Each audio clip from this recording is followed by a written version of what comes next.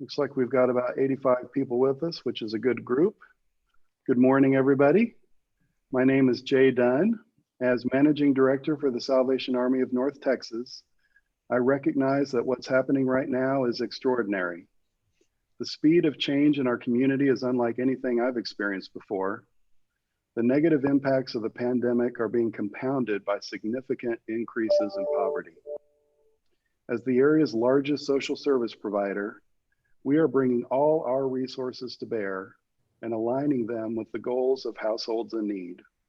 So far, the Salvation Army has provided pandemic services to more than 100,000 North Texans, feeding people and providing emergency financial assistance in Dallas, Irving, Garland, Fort Worth, Arlington, Plano, McKinney, Denton, Louisville, and Waxahachie, helping people fight addiction in Dallas and Fort Worth, sheltering people in Dallas, Fort Worth, Arlington, and Denton, providing emotional and spiritual care to help people cope with anxiety and fear throughout North Texas. And with needs continuing to increase into the holiday season, we're reimagining our annual traditions of the Angel Tree Program and the Red Kettle Campaign. Thanks to our officers, soldiers, volunteers, and staff, our delivery models are adapting to ensure we mitigate crises and prevent cycles of vulnerability. To facilitate this work, we are enhancing our partnerships and processes, establishing area-wide business agreements with agencies like the North Texas Food Bank and the Tarrant Area Food Bank, partnering with local governments and specialty providers to establish pop-up residential services in convention centers and hotels. We are taking every measure we can to ensure the health and well-being of our team members, contracting for substitute labor in order to temporarily cover for staff in isolation or quarantine, providing hazard pay and additional time off for residential service delivery staff. These activities are requiring us to utilize financial resources differently. We're losing revenue from lessened thrift store sales and canceled special events, but our able donors are increasing their support and our government partners are investing in the expansion of our programs. Our organization's development is part of what is stabilizing North Texas and providing a foundation for recovery from the pandemic. But the impacts of COVID-19 are far-reaching, and philanthropic, business, and government institutions are essential community partners. Today, I'm joined by leaders driving some of the most influential of these institutions in our community. Dave Scullin at the Communities Foundation of Texas, Leah King at United Way of Tarrant County, Miguel Solis, former DISD trustee, Dale Petroskey at the Dallas Regional Chamber, Dallas County Judge Clay Jenkins, and Major Todd Hawks, Area Commander for the Salvation Army in North Texas. Rudy Bush from the Dallas Morning News is with us to facilitate a conversation about what each of us can do to ensure North Texas not only recovers, but also prospers after the pandemic. Rudy?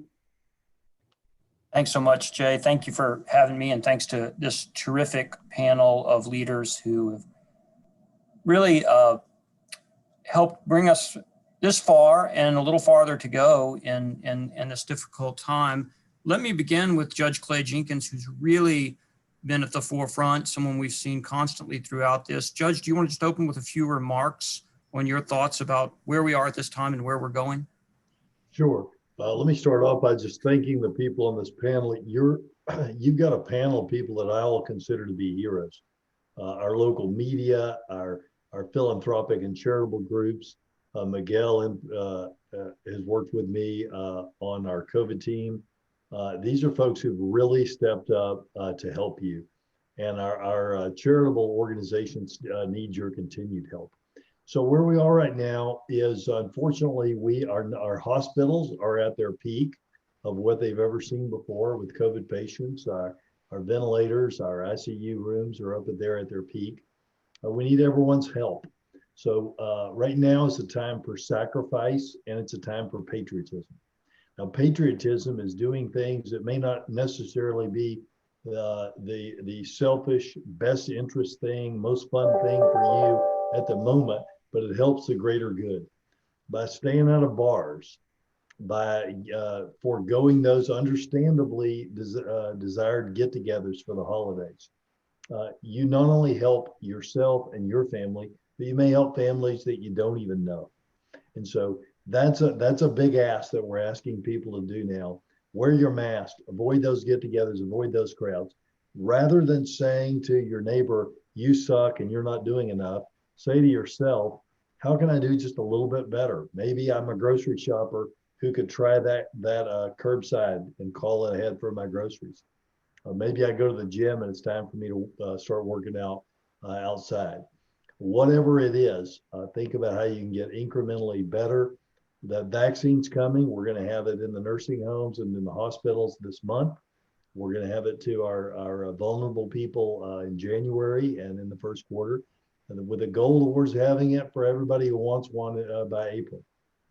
And so there's a lot of work to do there, but we need you to be a part of the solution, North Texas. We can get through it, but it takes all of us. It takes, smart decisions this holiday on your part. Rudy? Thanks, Judge. I wanted to ask you a question that I think is really important, and I know it's forefront of your mind all the time, and that is, this is an unprecedented event in our lifetimes. What have you learned about the importance of intergovernmental cooperation during periods like this? And what have you learned about what happens when you don't see that level of cooperation? Yeah, I know what intergovernmental cooperation looks like. We felt that in Ebola. We had a seamless cooperation between the state government with Dr. Leahy, who actually embedded here in Dallas and sat in a desk alongside me. Governor Perry, who was here several times and called me twice a day. President Obama, who we had several conversations with, and his team. And then this mess, which we don't have that, where there have been times where the CDC has been told they would get in trouble if they talked to us and gave us information. So it's just a crazy time. But I'm hoping that will get better. I'm hoping that with a strong leader in the White House who says, I'll follow the science, I'll let the CDC talk, that will embolden the governor and others to follow the science, and we can get on track here. Just because we get that vaccine doesn't mean this is over with. If we could all work together, if, for instance, the governor could take into account the things Dr. Birx asked for last week and put some of those into play, then I think we get a lot farther down the road. When you first started addressing the response, was your expectation that the numbers were going to get as high as they've ended up getting in Dallas County, or has it been more muted than you maybe thought? I think it'd be disingenuous for me to say I could have predicted everything that happened. What I've been able to do, Rudy, is rely on a great team at UT Southwestern and the other hospitals to do medical modeling. So I've had a really good visibility into what would happen, say, 3 weeks or a month from now, all along the way. And they've been right all along the way. But, as far as like knowing in March what would have happened in July or even now, no, I didn't have that sort of clairvoyance. And plainly, just as a last question, we're fortunate in Dallas County in that we do have some of the greatest medical resources in the world, probably. What have you learned about the coalesced response of our medical community? Frankly, I've learned that if you're looking for heroes, you can find them at Parkland. Parkland has just been, I think, tremendous. But then everybody, early on, I asked Peter Urbanowitz, who'd been second in command of the Trump administration's HHS, to be in charge of our unified healthcare response and work with all the hospital CEOs and chief medical officers. They all came together. We've all got each other's cell phones. They do a tremendous job. There's no egos there. They share information. They share resources. And it's just been tremendous. And the last thing I would say on that is I go out and I talk to these healthcare heroes when I'm asked. It's one of the few times that I get around people. It's safe as it can be. And they're exhausted. They are so brave and they're so great. And there's a lot of young people there, but they are exhausted. I don't ever go that somebody doesn't cry, and I can't hug them, but, you want to, and they need our help. And so, out of respect for them and out of patriotism for our community and our country, we've got to do all that we can to help these healthcare heroes help us.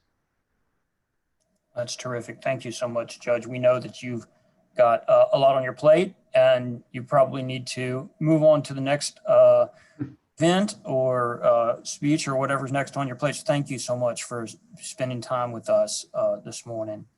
Thank you. I've got emergency manager calls, but I'll flip back in for the group conversation. Look forward to that. So let me ask and turn to Trustee Miguel Solis now. Every one of us who has school-aged children knows how impactful this time has been on children. And we've had some data come out now about lost learning in DISD. So I'm hopeful, Miguel, that you'll just give us an overview of what is happening to our students right now and what they need going forward. Absolutely. Honored to be a part of the panel, and thank you to all the other panelists for the work that you're doing in this space. Rudy, I want to start by saying first, I think it's important for people to know that the main priority of not just the Dallas Independent School District, but most school systems in North Texas during COVID has been about one thing. That is keeping our students, our faculty, and through them, our community safe. Especially early on when we didn't know much of anything about the virus and its ramifications.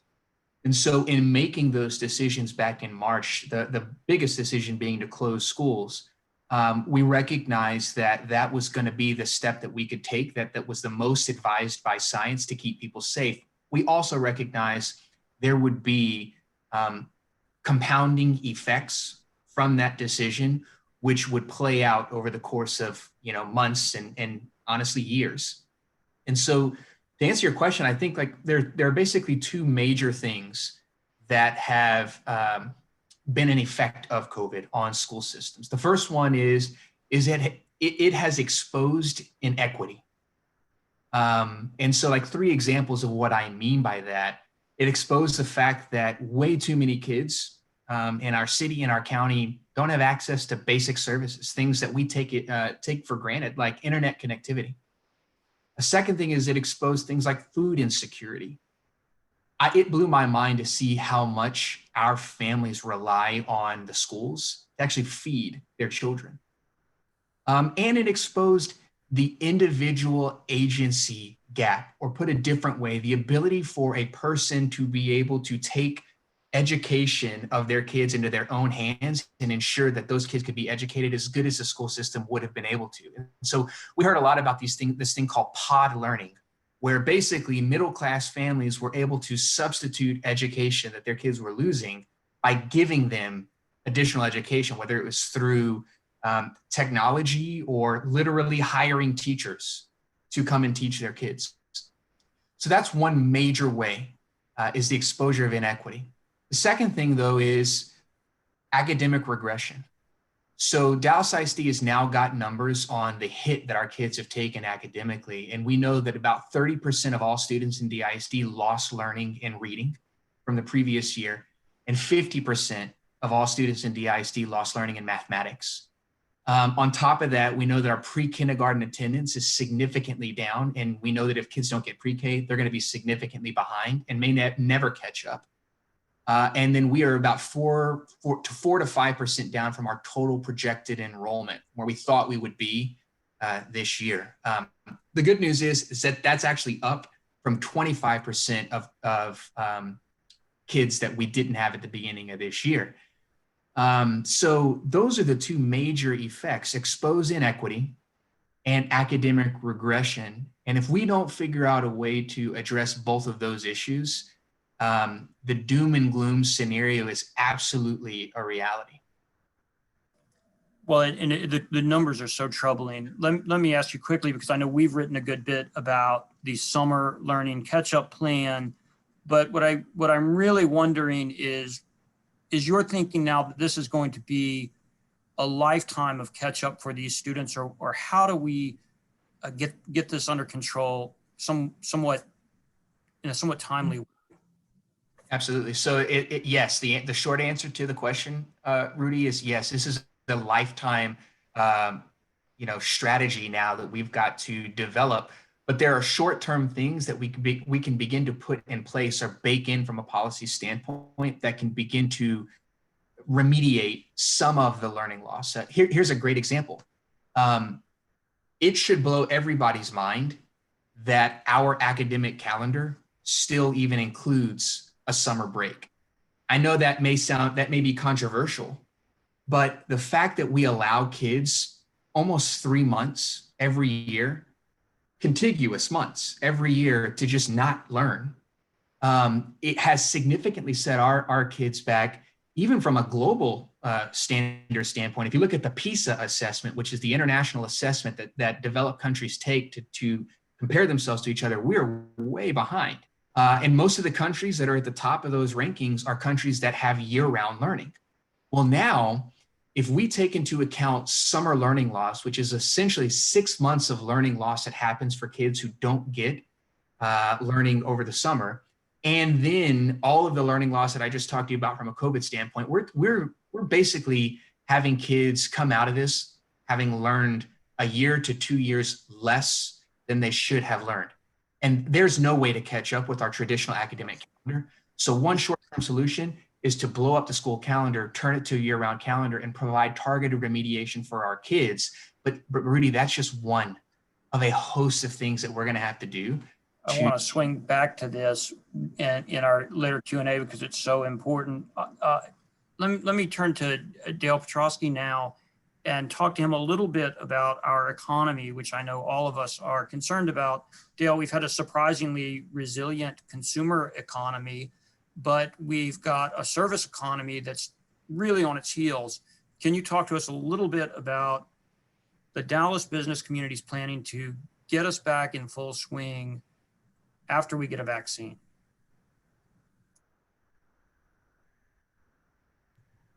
First of all, Rudy, thank you for having me on this panel. Thank you to the Salvation Army. Todd, welcome.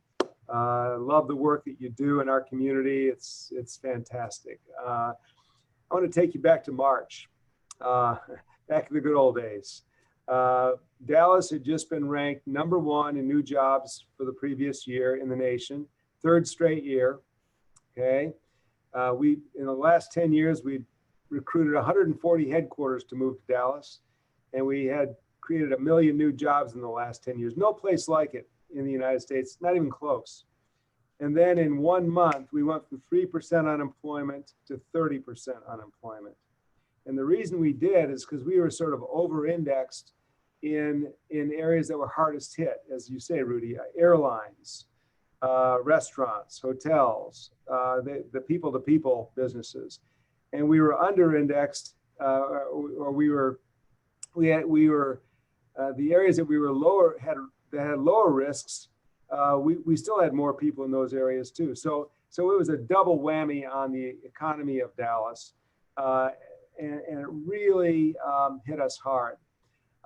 What it did, and this has been mentioned by Miguel and some others, it shined a new brighter light on the gap between the haves and the have-nots in our community. More than 70% of the workers who were displaced during the pandemic don't have a degree or a credential beyond high school. And now what we got to think about now is when we come out of this, our economy is going to look different. We need to reskill workers. We need to upskill workers.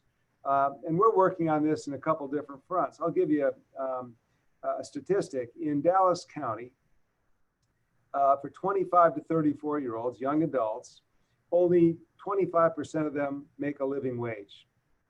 All right, a living wage is defined as $50,000 a year. So a quarter of them make a living wage, 3/4 of them don't make a living wage. And if you're white, there's a 3 times better chance that you're going to have a living wage job than if you're black or brown. So it's just the disparities are really vivid for everybody to see. That program we're working on is called Dallas Thrives, and so we took on an issue, Rudy, that was that most chambers don't take on. We took on diversity, equity, and inclusion. After George Floyd's killing in May, we took a hard look at ourselves, and we think we're doing a pretty good job in board diversity and leadership programs diversity and staff diversity, but we weren't doing enough. And we acted quickly, we acted decisively, we took some historic actions at the board level and the staff level. At the board level, we created a new diversity, equity, and inclusion council that works in 4 areas. Diversity in leadership, that means diversity in boards, diversity in C-suites.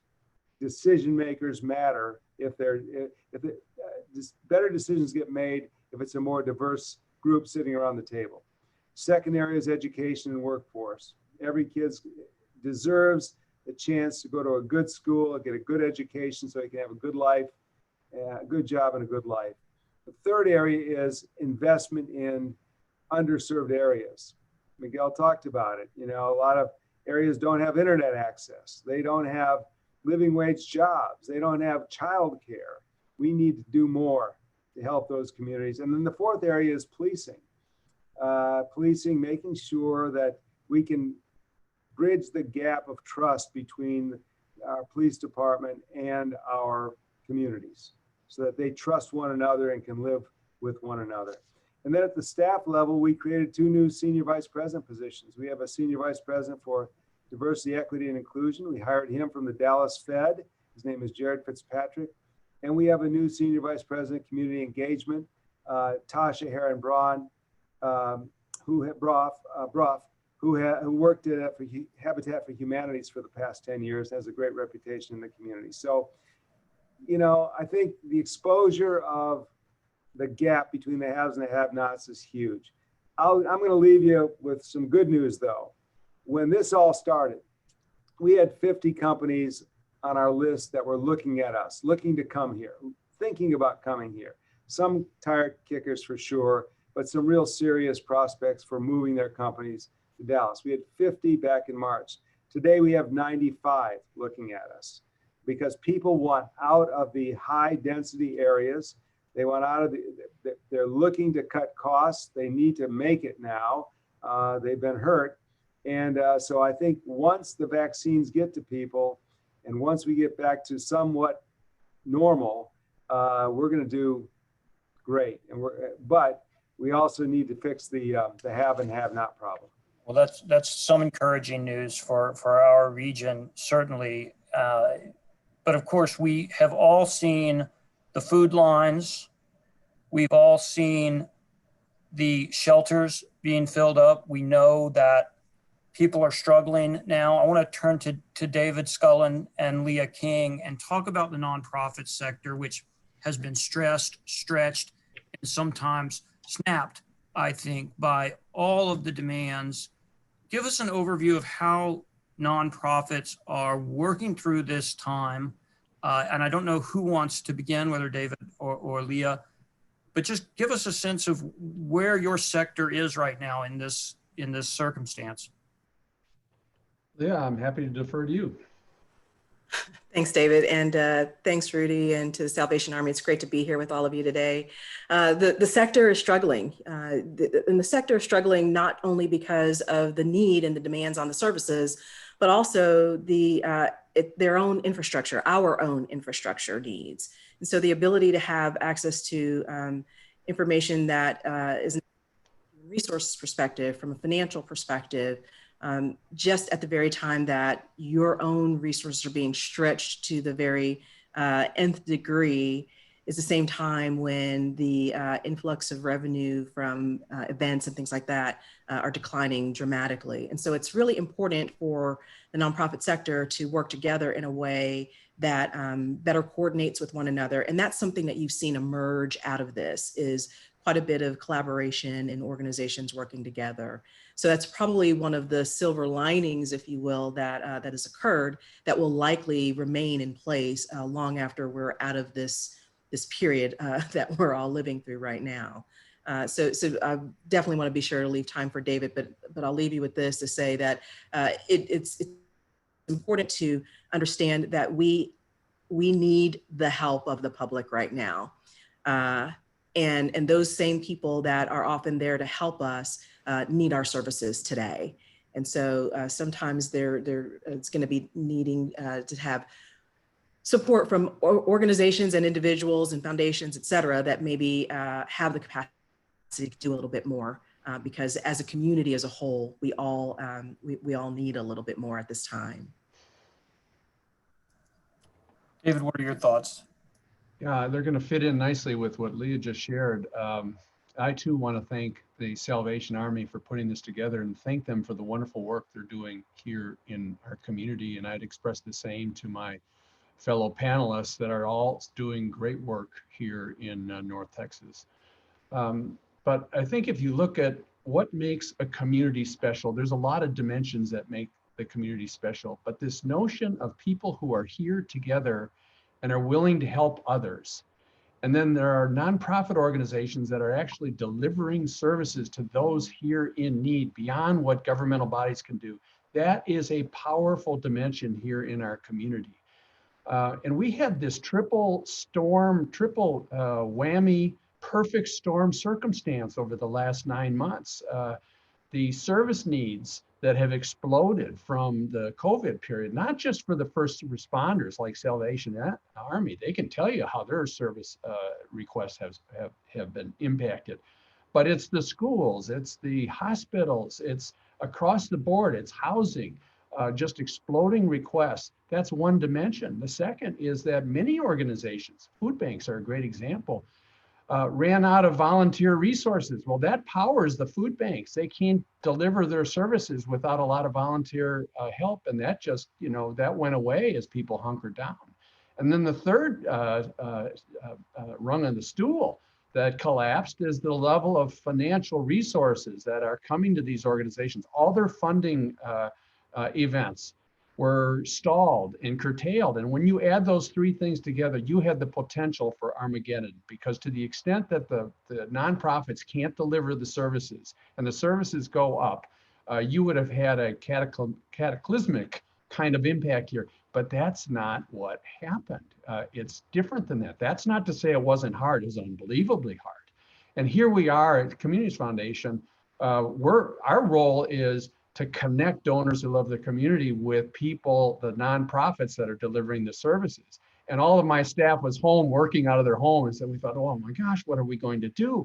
And yet it came together in a very special way. Leah used the term collaboration. We're going to talk more about it, but we were collaborating in a big way, not just among ourselves, but with United Way, both in Tarrant County and in Dallas.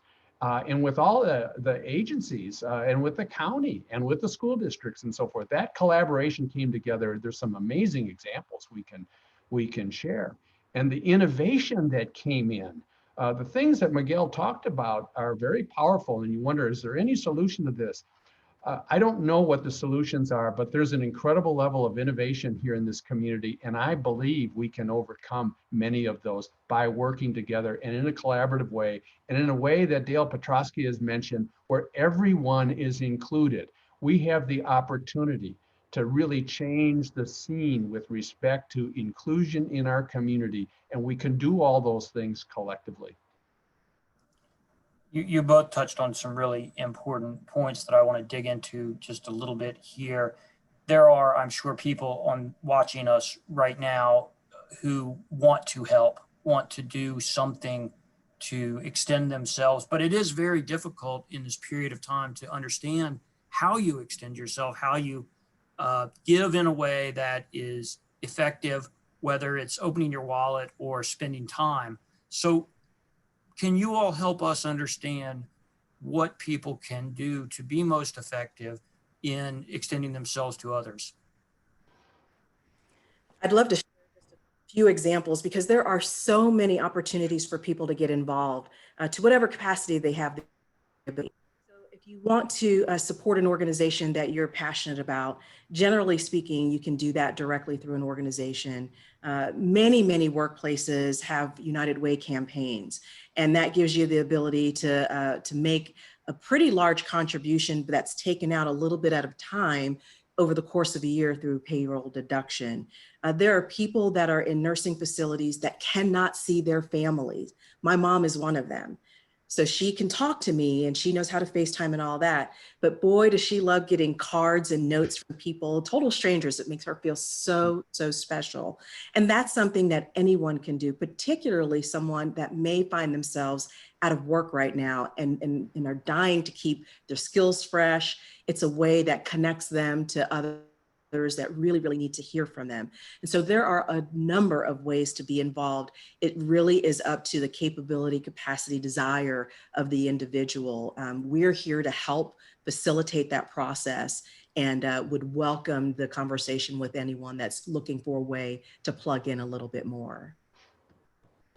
Yeah, I love that answer, and I'll just add to it. Part of our role, and I know that this is true for United Way as well, but we serve as a catalyst here in this community. What we do is a nice thing, but what really matters is, can we catalyze change and pull other parties into it?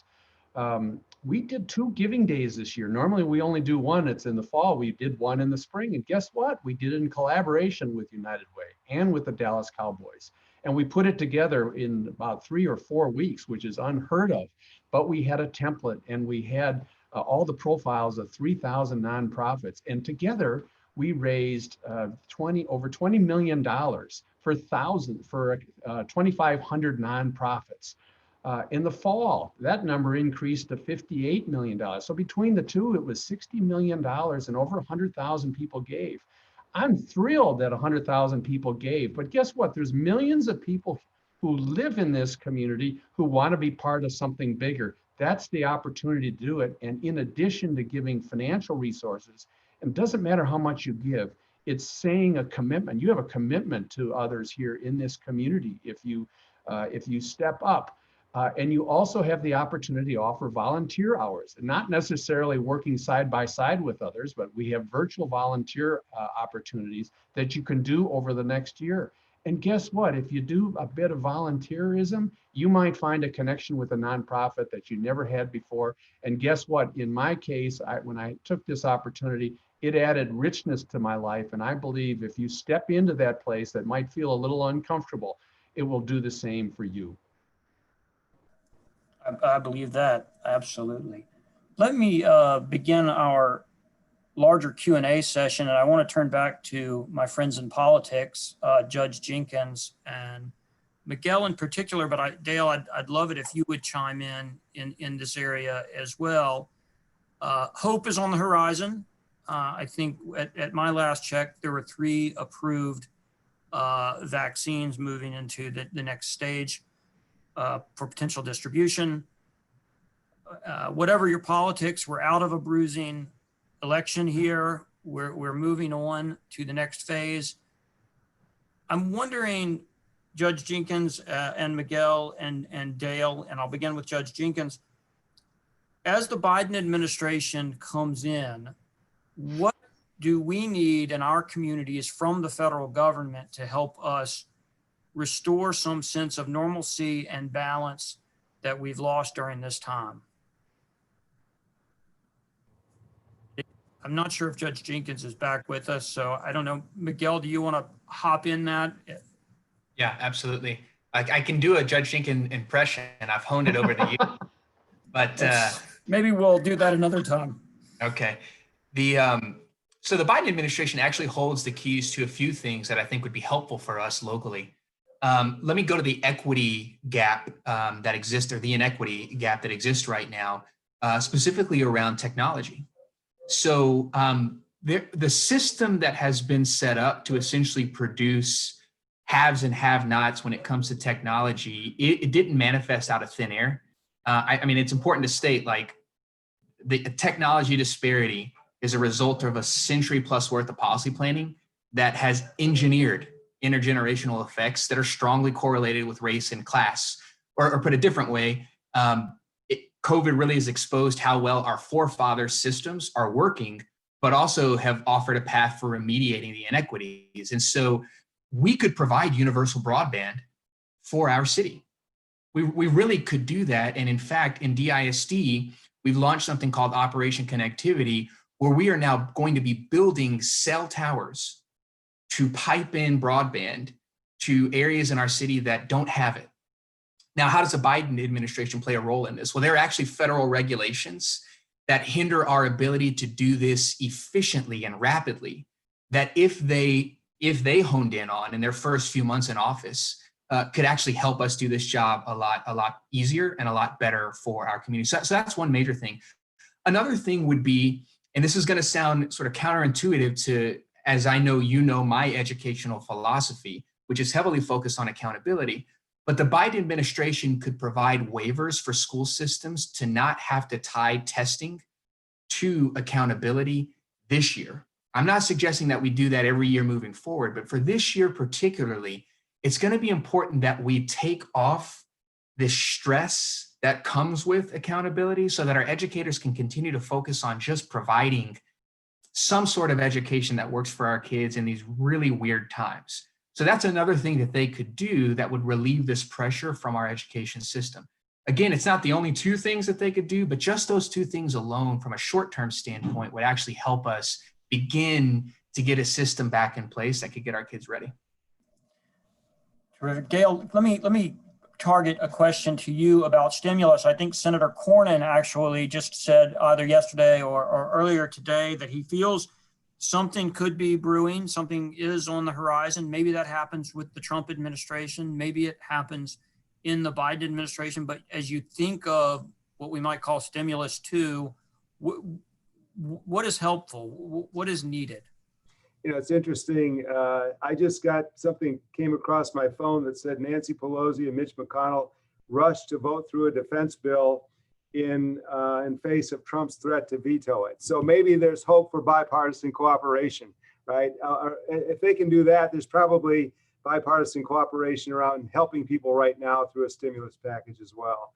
And I think they probably will figure that out. I mean, everybody, doesn't matter what district you're in, folks are hurting, right? And I think that would be one of the great things that could come out early.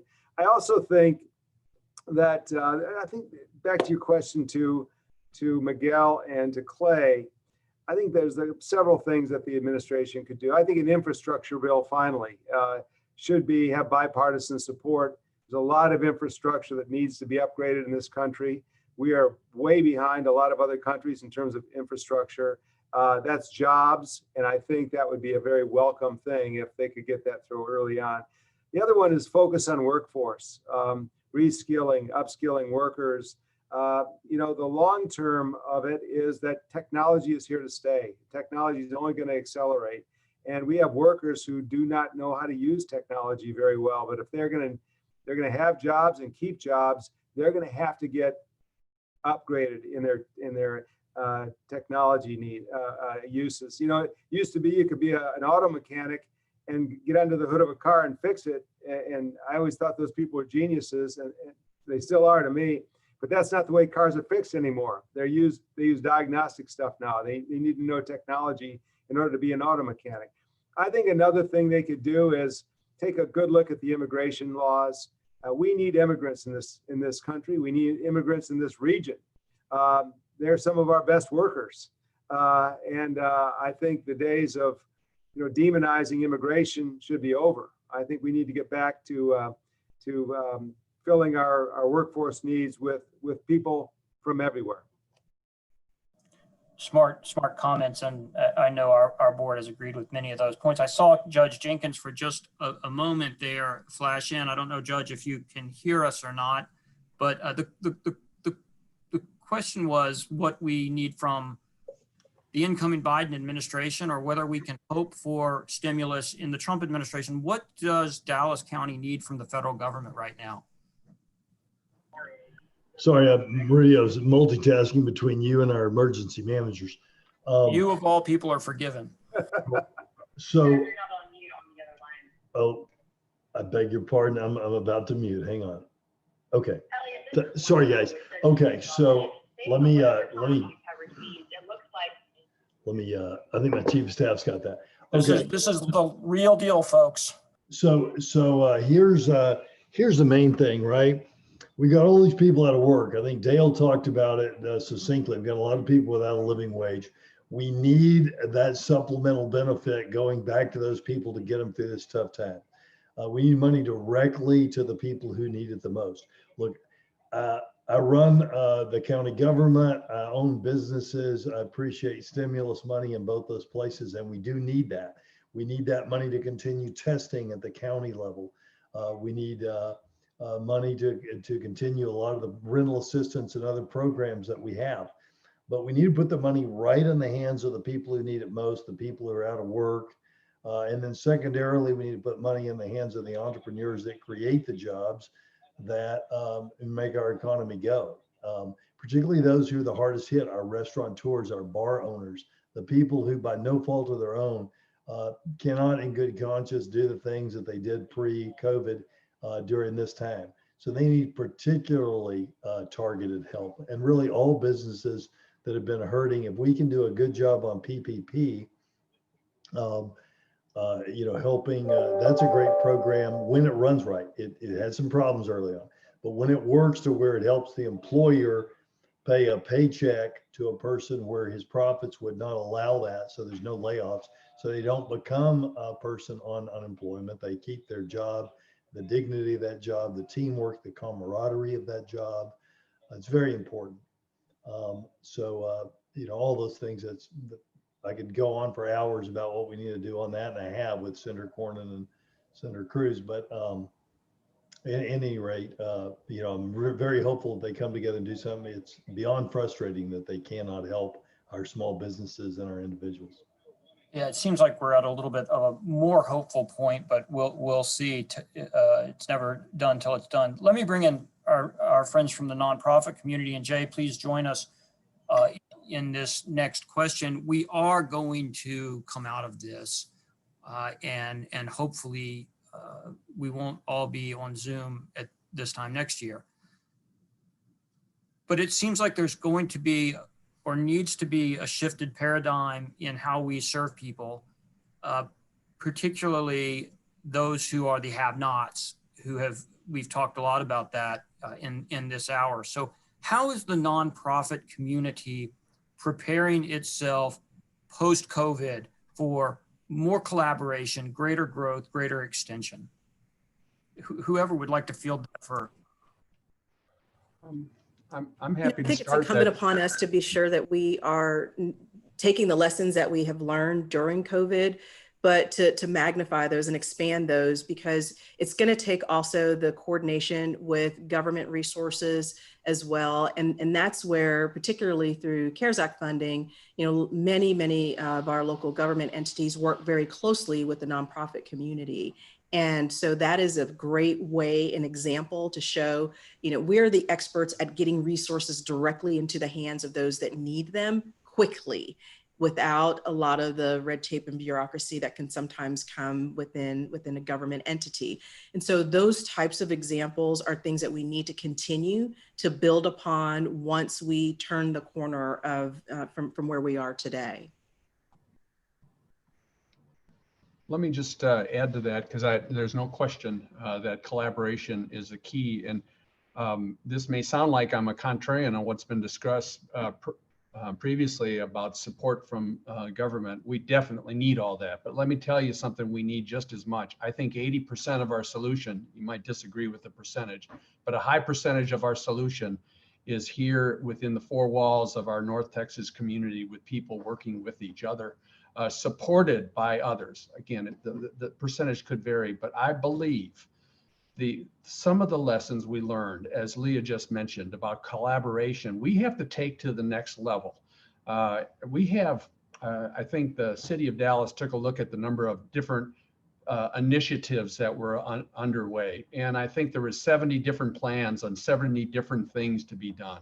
Those things are all well-intentioned, some very effective, some not very effective, but they're not stitched together very much. And there's interdependencies on the success between education and food scarcity and healthcare. We have to start stitching these together, and we can do that with the government officials, working with the nonprofit sector, working with the philanthropists, and by the way, working with the community itself, those who are impacted by it. We've got to raise the leadership of individuals in different sectors that are disadvantaged. Ask them what they need and support that and make that truly collaborative. I'm aware of some initiatives that have started that. Dale mentioned Dallas Thrives. We're involved in Dallas Thrives. That's a piece of it. And I've heard of some other efforts relative to the southern sector about impacting healthcare determinants. I'm a glass half full person. I see if we're on this path, if we can stay on this path of working together, I believe that we have the opportunity to make this a better community. Yeah, and to underscore that point, I'll reference again some of the examples I gave at the beginning, but there's been an increasing amount of evidence in recent years that investing in collective impact in targeted areas is what really helps communities progress. And we are now applying that philosophy to every investment we make.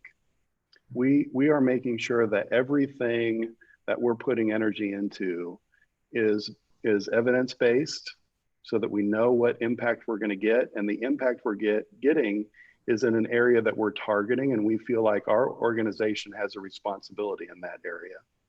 We're making sure that everything is leveraged through partnerships with mainstream resources, with other specialty provider networks. We're not doing anything independently. We're looking for matches between philanthropic investments and public investments. And we're standardizing as much as we can so that we can minimize our administrative investments and maximize what we're putting directly into services. And doing more of that consistently in large scales really helps us with our impact. You know, I mentioned 100,000 North Texans that we've served thus far in the pandemic. That's far beyond our historic engagement rates. But we've been able to do it during this crisis because we've been applying those philosophies and working with other institutions that are similarly oriented. Thank you for that. We have a few minutes left, and I just have to turn back to this question of education and schools, because as I look out on the impact of this last year, I can't help but feel that we really do risk leaving a lot of children back. And so, Miguel, I wanted to just pick up on the theme that you broached earlier that we didn't have really full enough time to explore, and see if we go a little more deeply on that, which is this idea. We do have programs in place. The summer initiative, you talked about maybe revisiting the academic calendar. You talked about addressing the inequity of access to online resources. Let's dig just a little bit deeper into that area. Where do you need to go next? Not in the immediate, but in the long term for this, what we're thinking of as a lifetime catch-up, or at least an academic career catch-up. Yeah, I mean, I guess I have to start with actually, let me say that everything Dave just said it's absolutely right. I didn't even think about it the way that you just phrased it, Dave, but it's absolutely right. We are now beginning to figure out better ways to have intergovernmental relations and partnering with private and philanthropic sectors to be able to de-silo ourselves and go all in with coordinated resources. And I'm proud of, in Dallas ISD, and Dale can speak about this as well, we started to think about how we could work with other institutions, including our community college district. And I feel like we're sort of prescient in some ways, but that's absolutely where a lot of our systems are now. So it's really encouraging that has been a positive effect from COVID. But Rudy, look, I hate to be the bearer of bad truth, but the truth of the matter is the education system that we had pre-COVID really hadn't been working to prepare our kids for even the middle of the 21st century anyway. So I see this as an opportunity to really revolutionize how we think about education moving forward, and really use the existential threat that COVID presents as a way to revolutionize certain systems. So for instance, like, we talk all the time about education preparing our kids for the 3 R's, reading, writing, and arithmetic, right? Basically, that's another way of saying that we need to have information overload and data download for our kids. Memorize a whole bunch of things and then take those things and do something with it. we've got to transition to what I call the 4 C's: critical thinking, communication, collaboration, creativity. Now, how does that relate to COVID? Moving forward, we have to think about the way that we create our curriculum. Like, we're going to have to catch kids up, not to just get them back to the basic 3 R's, but then to be able to work in a world that's rapidly evolving due to technology, where 2030 jobs are radically different than 2020 jobs. And so how do you do all of that in 9 months? You don't. So short-term policy changes are going to have to be addressed by institutions, including potentially getting rid of a summer break and moving to a year-round learning module, at least for those kids who are so significantly far behind because of what COVID has presented. Another thing, our city should be thinking about universal pre-K. We are not there yet.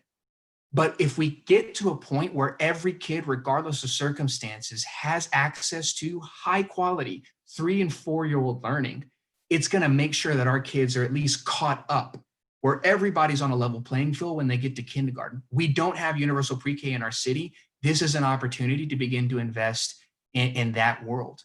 And then other basic things, and this goes back to something that Dell talked about from a workforce development standpoint.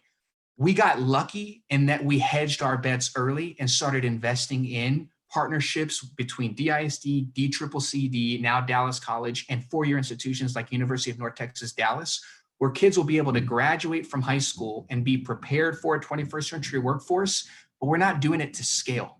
COVID makes us have to do it to scale, because if we don't prepare our kids to enter the workforce, in just a couple of years, they're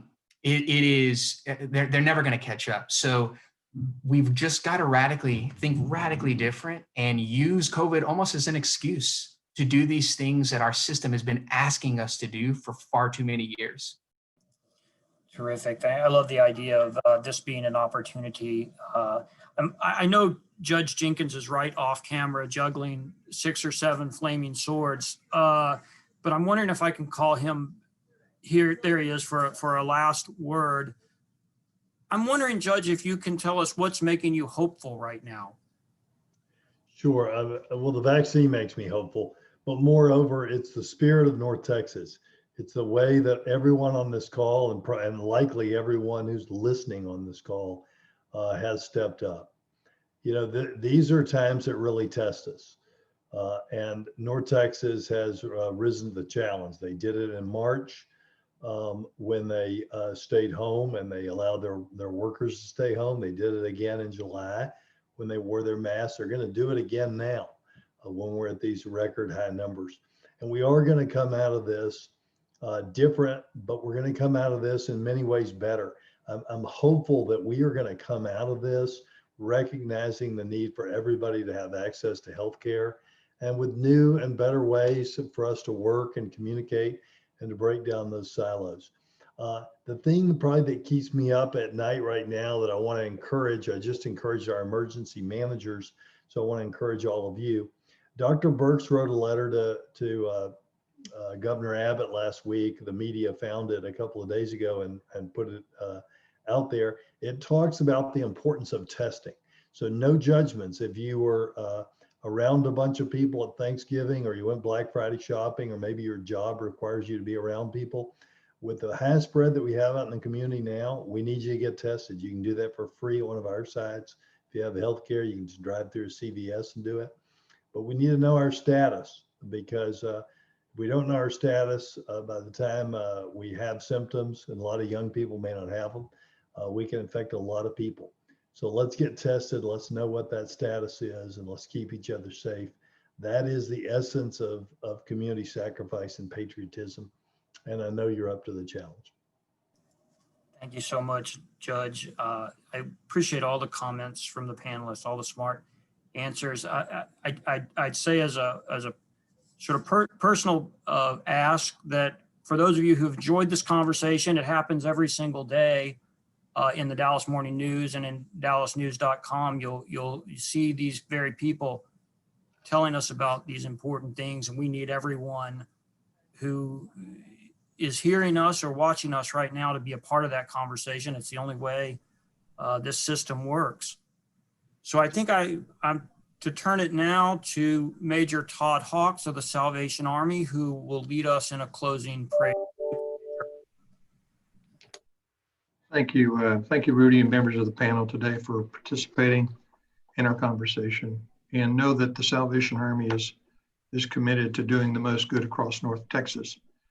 As a part of our closing prayer, I'd like to share a COVID poem that I read that was authored by Laura Kelly Fanucci, and it goes something like this. Lord, when this is over, may we never again take for granted a handshake with a stranger, full shelves at the store, conversations with neighbors, a crowded theater, Friday night out, a taste of communion, a routine checkup, a school rush each morning, coffee with a friend, the stadium roaring, each deep breath, a boring Tuesday, or life itself. When this ends, may we find that we have become more like the people we wanted to be, we were called to be, we hope to be, and may we stay that way better for each other because of the worst. Father, we are blessed to live in a place like North Texas that has courageous nonprofit, business, civic, and religious leaders that have guided us through this pandemic to help our community because of leaders that you have appointed for such a time as this. We thank you for their sharing of their heart during this conversation today. We'll recover better together. Lord, we ask for all to lift the leaders in prayer, and may God, you continue to give us wisdom to guide us during these challenging times. And we pray this in your name. Amen. Amen. God bless you and have a great day. Todd, would you share that with us? Can you send that around, please? I certainly will. Thank you. Wonderful. Thank you. Thank you, everyone. Thank you. It's great to see everyone. Thank you. Thank you, Rudy. Thank you.